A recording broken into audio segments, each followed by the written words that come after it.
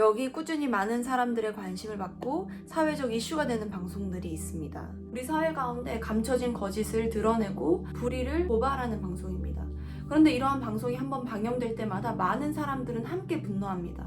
그만큼 우리는 불의한 일에 대해서 참지 못합니다.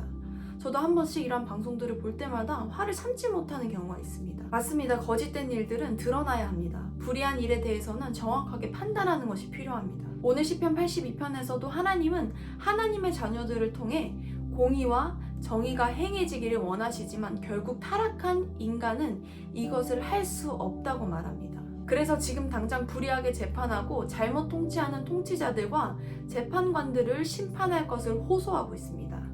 8절은 이렇게 말합니다. 하나님이여 일어나사 세상을 심판하소서. 모든 나라가 주의 소유이기 때문입니다. 그래서 하나님은 이 땅을 공의와 정의로 다스리시기 위해 선택하신 방법이 있었습니다. 그것은 바로 예수 그리스도입니다. 우리가 의롭게 되었다는 뜻은 바로 우리의 옳고 그름의 기준이 예수 그리스도가 되셨다는 것입니다. 첫 번째, 나의 죄와 나의 모든 불의를 그분이 대신 죽으심으로 나를 올바르게 하셨습니다. 우리를 향해 뭐라 말씀하십니까? 내가 너희를 향한 마음은 심판이 아니라 구원이야. 나는 세상이 망하는 것을 원하는 게 아니라 너희가 돌이켜 사는 것을 원해. 그렇게 예수님은 십자가에서 참으시고 기다리셨습니다. 하나님이 그 아들을 세상에 보내신 것은 세상을 심판하려 하심이 아니요 구원하려 하심이라. 그리고 이것은 다른 사람에 대해서도 동일합니다. 다른 사람들의 연약함, 불의에 대해서도 그분의 마음, 그분의 관점으로 바라보기 시작할 수 있다는 겁니다. 무엇보다 하나님은 우리의 마음에 저주와 미움이 있기를 원하시지 않습니다. 우리가 살아가는 이 시대를 보면 정말 이런 생각이 듭니다. 세상이 이제는 정말 악하다. 악한 사람이 너무 많고 비정상적인 사람이 너무나 많다. 그렇다면 우리가 정말 불의한 일을 당하고 억울한 일을 당했을 때 보통은 우리가 어떻게 반응하게 되나요? 화를 내고 비난하고 원망하고 미워하게 됩니다. 당연히 그런 반응이 나옵니다. 그런데 여기 우리의 예상과는 조금 다른 반응을 하는 한 사람이 있습니다. 여순 사건이 일어난 1984년 10월 21일 손양호 목사님의 두 아들의 나이는 24살 그리고 19살이었습니다. 그 당시 조선민주애국청년동맹은 기독교가 친미적이라는 이유로 기독교 학생들을 반역죄로 붙잡는 과정에서 손양호 목사님의 두 아들도 붙잡습니다. 그리고는 두 아들을 구타하고 총을 겨눕니다. 그렇게 두 아들은 목숨을 잃습니다. 그런데 손양호 목사님이 억울한 두 아들의 죽음 앞에 놀라운 결정을 합니다. 아들을 죽인 원수 청년을 양자로 삼겠다는 겁니다. 그때 손양호 목사님의 맏딸이 아버지에게 묻습니다. 사람을 용서했지 아들 삼는단 말은 또 무슨 말입니까?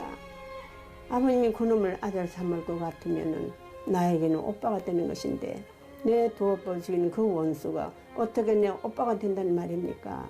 하늘 아래 이런 일 있을 수 없는 일입니다. 아버지 제발 이러지 마세요 하면서 내가 막 이렇게까지 하지 않으면 예수를 못 믿느냐고 내가 아버지한테 막 소리를 쳤더니 아버님이 그래요. 똥이야 성경 말씀을 자세히 보아라. 성경 말씀에 원수를 사랑하라 했다. 용서만 가지고 안 된다. 사랑을 하려 했으니 아들을 삼아야 되지 않겠냐. 그리고 두 형제의 시신이 수습되고 다음날 장례식이 치러졌습니다. 그날 두 아들의 장례식에서 손양호 목사님은 10가지 감사문을 읽어내려 갑니다.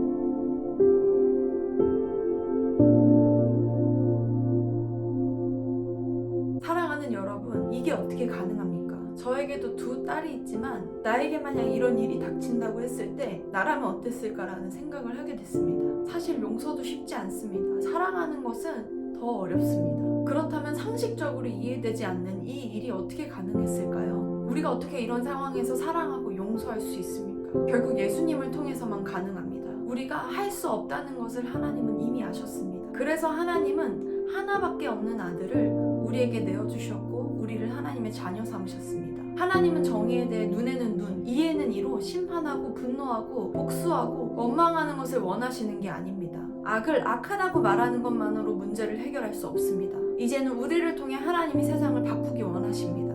가정도 직장도 이 민족도 예수님의 마음으로 사랑하고 용서하고 화해할 사람을 찾고 있습니다. 그래서 오늘 이 시간 우리가 함께 고백해야 할 것은 주님 그렇습니다. 억울한 일도 많습니다. 어떻게 세상이 이럴까 하는 생각도 듭니다. 그러나 제가 그것을 묵상하는 자가 되지 않기 원합니다. 살아계신 주님을 제가 묵상하기 원합니다. 오늘 여러분의 자리에서 이 일이 시작되기를 축복합니다.